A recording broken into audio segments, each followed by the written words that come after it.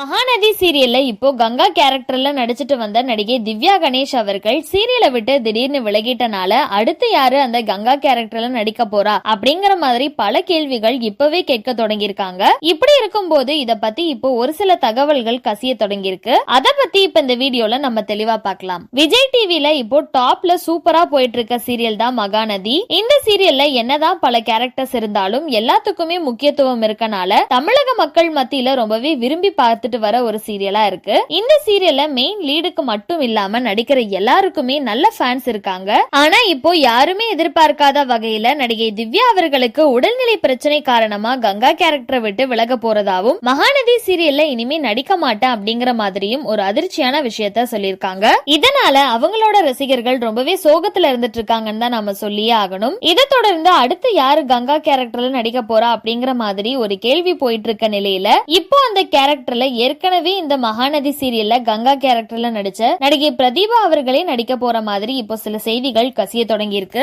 அதுக்கு ஏத்த மாதிரி அவங்க இந்த சீரியலை விட்டு விலகி போனதே சில சினிமா பட வாய்ப்புகள்னாலதான். இப்போ அதெல்லாம் அவங்க முடிச்சிட்டு ஃப்ரீயா தான் இருக்காங்க. அதனால மறுபடியும் அவங்க கிட்டயே கங்கா கேரக்டர்ல நடிக்கிறதுக்கான பேச்சுவார்த்தை நடத்த போறதாவும் அவங்க ஓகே சொல்லிட்டா கண்டிப்பா அவங்க தான் கங்கா கேரக்டர்ல நடிப்பாங்க அப்படின்னு சொல்லப்பட்டு இருக்கு. ஆனா இதுக்கு அவங்க என்ன சொல்ல போறாங்க அப்படிங்கறத கொஞ்சம் வெயிட் பண்ணி தான் நாம பார்க்கணும். சோ இந்த வீடியோவை பார்த்துட்டு இருக்க நீங்க மகாநதி சீரியல்ல திவ்யா விலகினதை பத்தியும் கங்கா கேரக்டர்ல மீண்டும் நடிகை பிரதீபா அவர்களே நடிச்சா எப்படி இருக்கும் அப்படிங்கிற உங்களோட கருத்துக்களை கீழே உள்ள கமெண்ட் செக்ஷன்ல மறக்காம ஷேர் பண்ணிக்கோங்க. மேலும் இது போன்ற இன்ட்ரெஸ்டிங்கான அப்டேட்ஸ் தெரிஞ்சுக்க நம்மளோட சேனலை மறக்காம சப்ஸ்கிரைப் பண்ணிக்கோங்க.